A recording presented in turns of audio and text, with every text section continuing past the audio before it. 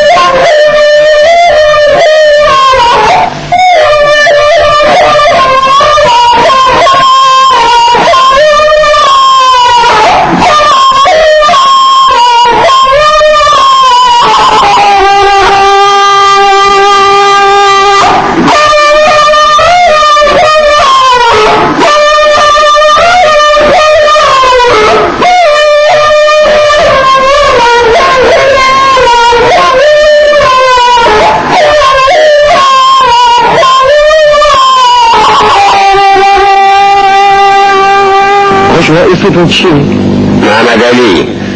اهل کجا هستی؟ اهل ترکمنستان. ترکمن که نیستی؟ نه، بلوچ هستیم. چند ساله در ترکمنستان؟ 20 سال هستیم. چی کار میکنی؟ دیغانی. زمین از خودتون نداریم؟ نداریم. بعد از انقلاب چی بازم نداریم؟ بازم نداریم. الان هیچ زمین رو نتونستی تصرف بکنی؟ نه، اول نتونسته که تصرف کنیم. چرا؟ غریب است که مغزاش من نمیشم. چند نفر هستین شما اینجا؟ من اینجا از بلوچ زیاد هست ولی خانه و جای نداره. از زمین 2 خانه 3 خانه 2 خانه 3 خانه از دست چیزی نمیشه دیگه. خرابه دیگه، خیلی خرابه. از ما خرابه، خیلی خرابه. گوشنه توشنه مساعده هیچی برای نمیدن. زحمت میکشیم، کار میکنیم برای مردم.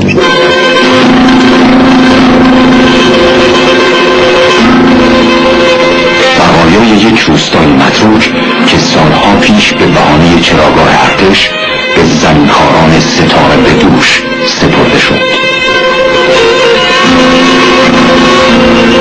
Bizi oğul erteş bizden doğru duvarlı inqilab tuturdu, bize yanadanın evrip inqilab bize alıp verdi. Bize sonuna batından cahit aldı, kayari.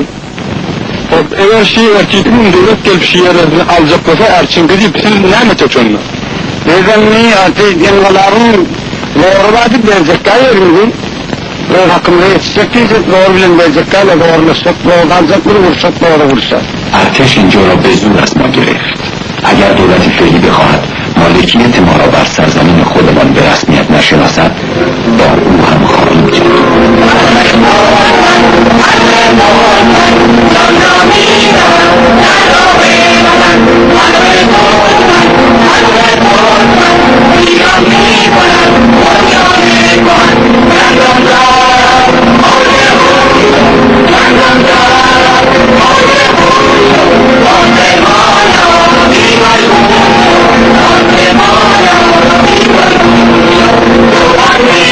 on,